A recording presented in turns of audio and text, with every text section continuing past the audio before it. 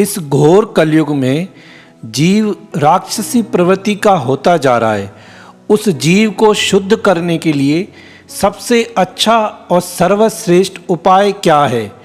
आप इस समय मुझे ऐसा कोई साधन बताइए जो सबके लिए कल्याणकारी हो, जिससे मन शांत हो जाए और उसको सदा के लिए सुख की प्राप्ति हो और शिव की प्राप्ति हो।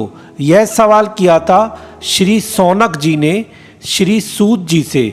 उस पर श्री सूत जी बोले, मुनि श्रेष्ठ शौनक, आप धन्य हैं।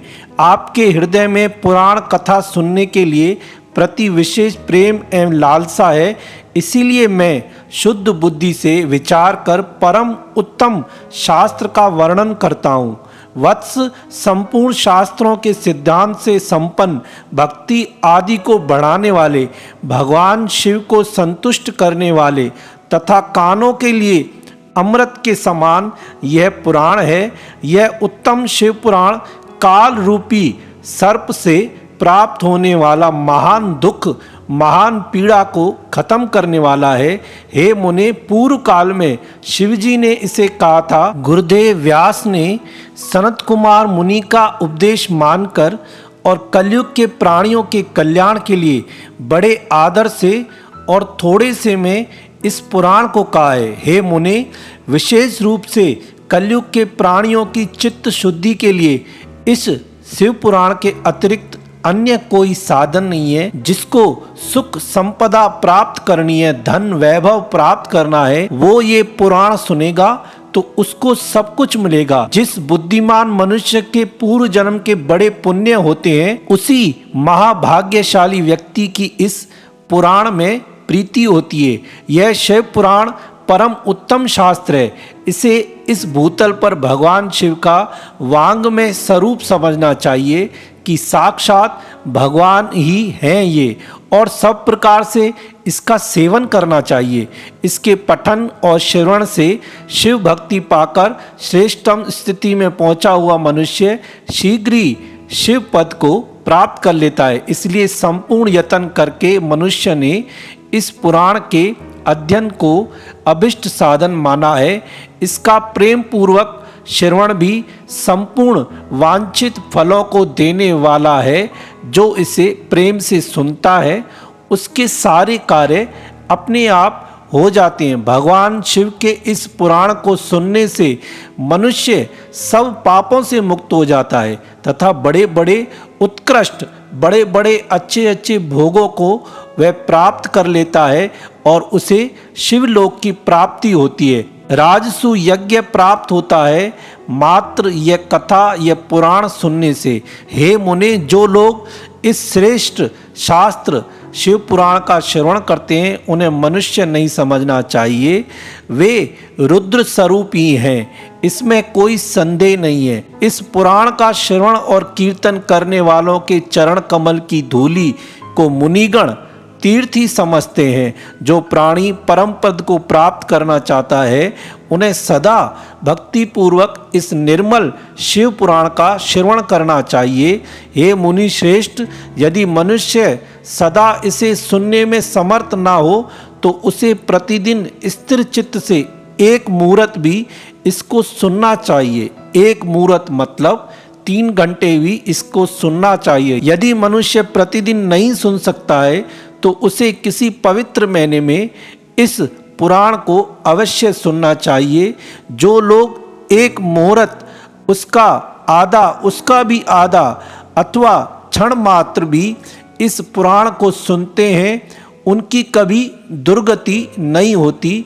इतनी महिमा है भगवान भोले बाबा की। जो पुरुष इस शिव पुराण की कथा को सुनता है, वह सुनने वाला पुरुष कर्म रूपी महावन को जलाकर संसार से पार हो जाता है। हे मुने, सभी दानों और सभी यज्ञों से जो भी पुण्य मिलता है, वह फल भगवान शिव के इस पुराण को सुनने से अवश्य और निश्चल मिलता ही है। हे मुने, विशेषकर इस कली काल में तो शिव पुराण के श्रवण के अतिरिक्त मनुष्य के लिए मुक्तिदायक कोई अन्य श्रेष्ठ साधन नहीं है। शिव पुराण का श्रवण और भगवान शंकर के नाम का संकीर्तन दोनों ही मनुष्य को कल्प वृक्ष के समान फल देने वाले हैं, इसमें कोई संदेह नहीं है। कलयुग में लोग धर्म से बिल्कुल शून्य होते जा रहे हैं, दुर्बुद्धि होती जा रही है मनुष्य की। मनुष्य के उद्धार के लिए भगवान शिव ने अमृत स्वरूप शिव पुराण की उद्भावना की है।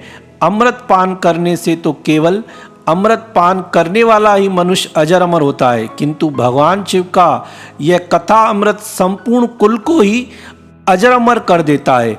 इस पुराण की परम पवित्र कथा का विशेष रूप से सदा सेवन करना चाहिए, करना ही चाहिए, करना ही चाहिए। इस शिव पुराण की कथा का श्रवण का फल मैं क्या कहूँ। इसके श्रवण मात्र से भगवान सदाशिव उस प्राणी के हृदय में विराजमान हो जाते हैं और उसके साथ ही रहते हैं। शिव पुराण नामक ग्रंथ 24,000 श्लोकों से युक्त है।